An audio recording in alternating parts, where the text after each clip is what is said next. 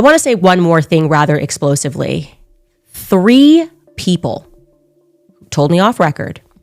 2 people who have this in a written communication from Charlie. One who is a Turning Point USA donor, and I would say very much one of the white knights in this.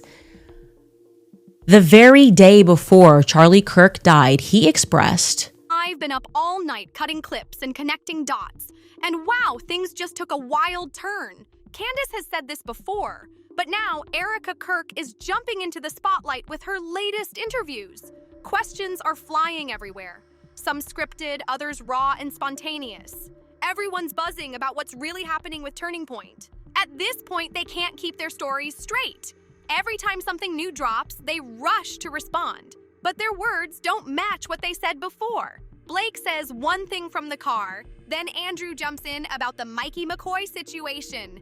Then Rob McCoy shows up with his explanation, and Mikey steps in saying, nah, that's not how it went down. It's a non-stop loop of corrections, backtracks, and contradictions. Just like those big-name media hosts who never admit when they're wrong, they just move along like nothing happened. That's exactly the energy here. No one's owning anything. Everyone's rewriting the timeline by the hour. that he thought he was going to be killed. He told these people, I think they're going to kill me. Okay. He did not express that to me. So I am telling you this based off the testimony of 3 people. And I am saying this because I hope that these people who I think are good will be inspired to come forward with that. Now here's where it gets messy. Candace has been repeating the same story for ages, but Erika Kirk finally talked about it in her new interviews. And boom, another major contradiction. Their stories don't line up at all. While piecing everything together at my editing setup, I couldn't believe the wild links showing up. Remember when Candace mentioned the White Knight? The mysterious person who got that text message? At first I thought it was John Mappin, one of Turning Point's earliest supporters who's been tight with Candace since day one. He's always defended them, handed out awards, showed up to events. So naturally I figured it had to be him. But would he really stay quiet and let Candace take all the heat alone? Stepping forward would throw him right into the chaos, and once you're that deep, people start digging. Then out of nowhere, another name drops. Harrison Smith posted something before Candace mentioned the White Knight, claiming someone close to Charlie warned that Charlie believed a certain person might try to get rid of him. That's huge! But nobody followed up, and it just disappeared. Thinking about it from Israel's perspective and going, first of all, without my tweet as context, it kind of doesn't make any sense because Charlie Kirk is the pro-Zionist guy. He is the pro-Israel guy. He holds that banner and he's known as that. So to say Israel is going to kill him, that genuinely doesn't make any sense. But then when you think of it as, what if he was going in that direction? What if they were listening in to him and he was in communications with people saying, hey, I think I'm going to go this direction, and they knew his intentions or saw this pattern? Then suddenly it's like, okay, here's this pro-Zionist guy with this incredibly powerful platform that they built, by the way, that Charlie has thanks to them. So if he's going to take what they gave him and turn it against them, that could literally destroy Israel, because the youth is people they're most concerned about. They're bringing over all these under 30 people to Israel to train. They're very concerned about the youth perception of Israel. Charlie is the dude when it comes to Israel. He is such a powerful component of their apparatus. And so then you think like, all right, we can't let him turn. That's just like totally unacceptable. And if he starts to turn and we take him out then we'll be blamed. So, you take him out before he ever really genuinely turns, and then he's a Zionist martyr, and maybe you blame it on a Palestinian, and then you get more anti-Semitism stuff, and you unify the right, and they stop criticizing your guy, anymore. Man. I don't know, man. So again, Israel was never my top suspect until, I've spent 24 hours thinking about it, and I'm like, it's not unreasonable. It's not even out of the question in terms of would Israel do this. I mean, it's like, guys, I mean, they've done it 14 times since Clinton and I started this conversation. So, it's like, it's in their wheelhouse. And if nothing else, it just shows how much they needed Charlie Kirk, because, man, nobody's going to be defending them anymore. And their reputation is in the toilet, honestly. Yeah. Now let's talk about what Erika said about those messages Charlie supposedly sent. She gave her side, but honestly, something feels off. When she said she checked his phone and didn't find any message like that, it raised questions. How would she know where to look? Searching through every chat, every thread? That's massive. Can you even do that easily on an iPhone? It's not simple to pull up one keyword across every conversation. So when Erika says, but he was not messaging people the day before saying, I'm going to be murdered, they're coming after me, someone's going to kill me. He didn't say that. And I have his cell phone. Something feels key. Having someone's phone doesn't mean you've uncovered every single message. I've got thousands of unread emails and hundreds of unopened texts. There's no way I'd catch every single one.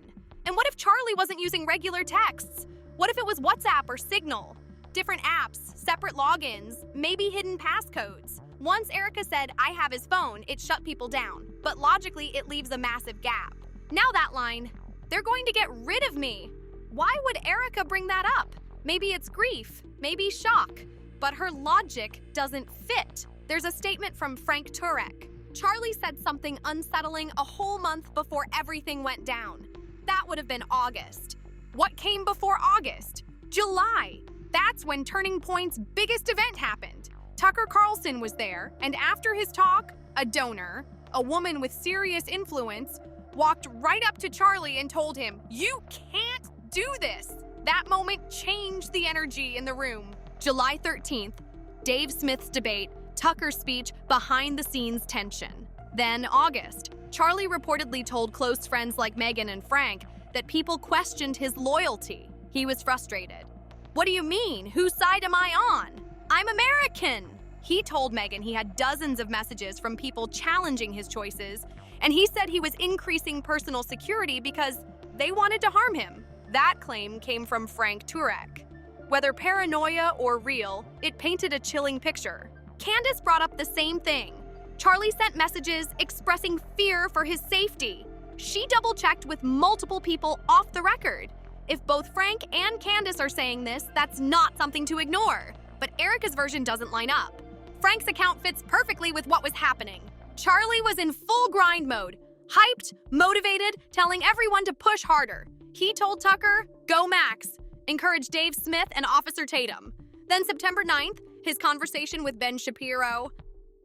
Charlie, we've pushed back against the media on COVID, on lockdowns, on Ukraine, on the border, so maybe we should also ask a question. Is the media totally presenting the truth when it comes to Israel? Just a question, that maybe we shouldn't believe everything the media says, because I know I've been conditioned to ask a lot more critical questions over the last couple of years. So, Ben, some people would accuse Israel of wanting to ethnically cleanse. Some people in the Israeli government are saying, again, it's all over the place, right? You have opinions all over.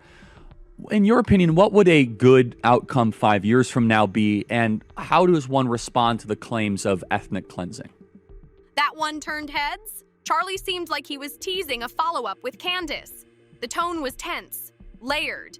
Then he cracked that line about "you Philadelphian." Ben's face said everything. That interview wasn't friendly. You could feel the tension. Around that week, Charlie was reportedly sending group messages saying he might need to distance himself from certain people. When Frank says Charlie told him, "I know they want to harm me," and Candace claims multiple people got messages with that tone, everything forms a consistent picture. Candace verified it with 3 people, 2 had written proof. Frank had a phone call and text backing it up. I've tried to give Erika the benefit of the doubt that she's dealing with unimaginable pain. But when she says she checked the phone and found nothing, it doesn't make sense when others say the opposite. Maybe she wants the chaos to stop. Maybe she found something but decided to let it go. Maybe she thought, if I say there's nothing, the noise will die down. Who could blame her? Still, her version leaves people uncertain. Maybe she just doesn't want to be part of this storm anymore. Saying, "I have his phone, he didn't say that," might be her way of drawing a hard line. But the timeline backs what Frank and Candace described. Their stories connect, and Charlie's final week looks packed with tension and quiet warnings. When I hear Erika say she went through everything, I can't buy it. How could anyone check every message on Charlie's phone?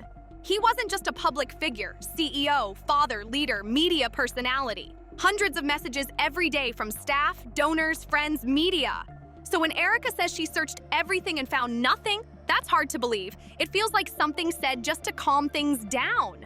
One contradiction like that changes everything. Candace has been saying, "If anyone can prove I've lied, I'll stop everything." That's bold, and no one stepped up. Meanwhile, Turning Point and Erika keep sidestepping instead of addressing directly. There are too many pieces that don't fit. The timeline feels off, testimonies clash, and truth seems buried.